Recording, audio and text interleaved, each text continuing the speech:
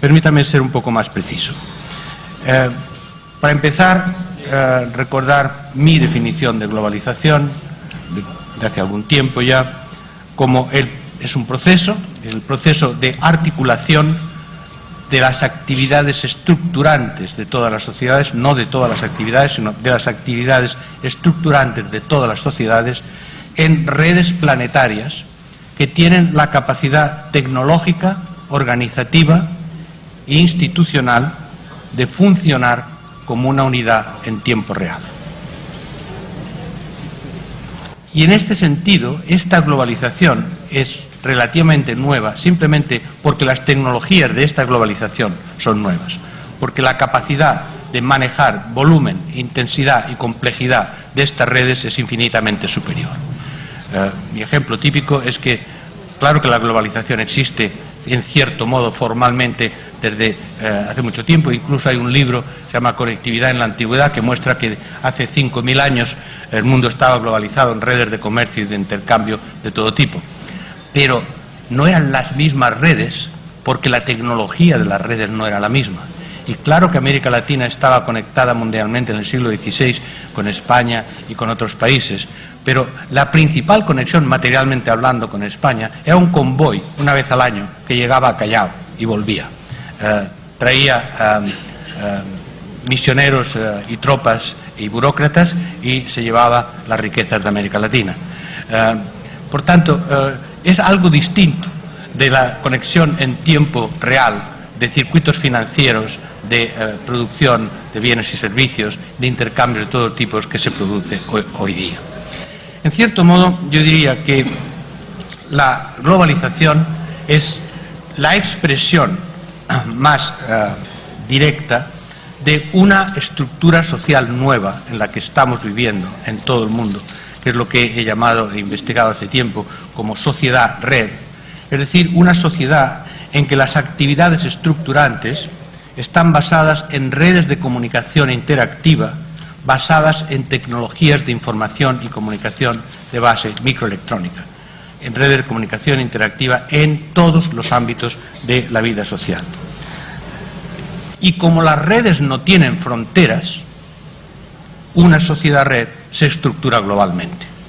Por tanto, decir sociedad-red y decir globalización es lo mismo. Podría quedarme allí, pero sería un poco excesivamente resumido. Entonces, permítame precisar, desarrollar estas ideas de manera un poco más concreta. Para empezar, he hablado de dimensiones estructurantes. ¿Cuáles son estas actividades estructurantes que organizan la práctica social en todo el mundo, en todas las sociedades? Para empezar, obviamente, los mercados financieros globales. Mercados financieros globales que se organizan en torno a redes informáticas y que, por consiguiente, difunden de forma instantánea las turbulencias de información que afectan el funcionamiento del mercado financiero, no siempre con criterios económicos. Por ejemplo, la reciente crisis del mercado hipotecario en Estados Unidos ha tenido toda clase de repercusiones sobre los mercados hipotecarios del resto del mundo que no tenían los mismos problemas y las mismas conexiones, pero que se ha producido un efecto de contagio. Es decir, los mercados financieros globales son mercados caracterizados por la volatilidad, precisamente por la inmediatez de la transmisión de cualquier efecto en cualquier mercado.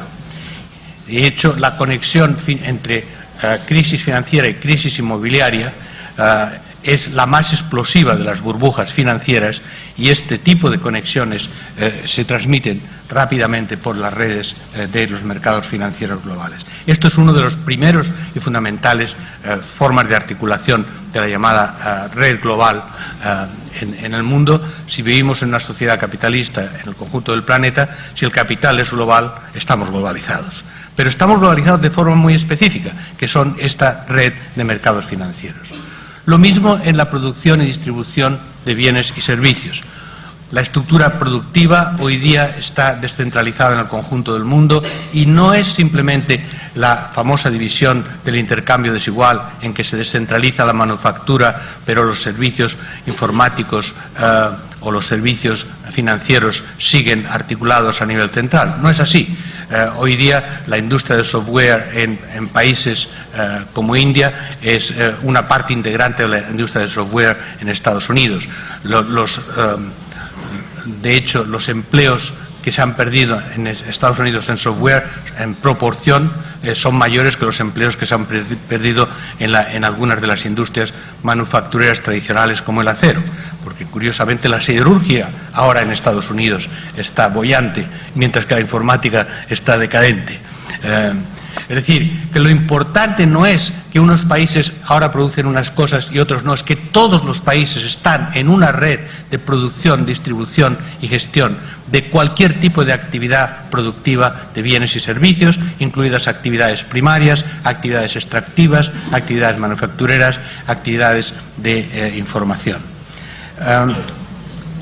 Lo cual crea una nueva geografía económica en el mundo, y que crea oportunidades para países que se incorporan al sistema a condición de ser capaces de una serie de factores de producción, recursos humanos como elemento fundamental en cualquier tipo de actividad.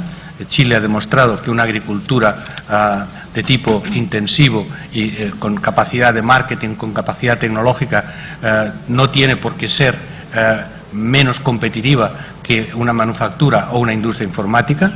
La cuestión es, por tanto, no desarrollar necesariamente industria informática, sino desarrollar toda la industria con elementos informáticos, que es distinto, todas las actividades con elementos informáticos. Por tanto, la infraestructura y los sistemas de información son fundamentales, la conectividad múltiple es central y el acceso a mercados es esencial, superando las barreras proteccionistas que existen en todo el mundo, pero sobre todo en los países centrales. La incorporación de China al mercado mundial es la consecuencia de esta lógica, y esta incorporación ha cambiado los datos del sistema productivo internacional. Pero insisto, tenemos que pensarlo como una incorporación real y articulada, no es una incorporación simplemente manufacturera. En estos momentos China posee más o menos el 25% de los bonos del Tesoro de Estados Unidos. Quiero decir que cuando la gente habla de las posibles contradicciones entre Estados Unidos y China, no hay contradicción posible, porque si China vende los bonos del Tesoro, se acaba la economía de Estados Unidos. Pero tampoco los pueden vender, porque no se puede acabar la economía de Estados Unidos, porque entonces, ¿a dónde exportan los chinos las manufacturas que producen y de las cuales sacan el capital para comprar los bonos del Tesoro de Estados Unidos? Y de la misma manera, la relación entre China, Estados Unidos, Japón. Es decir, en cierto modo, esta serie de redes complejas interdependientes es lo que ha construido la economía mundial. ¿Es una economía del conocimiento? Sí, pero es una economía del conocimiento en que el conocimiento genera productividad y competitividad en cualquier tipo de actividades. Insisto, no son dos sectores, el conocimiento y el desconocimiento, sino hay conocimiento y desconocimiento en cualquier tipo de actividad productiva.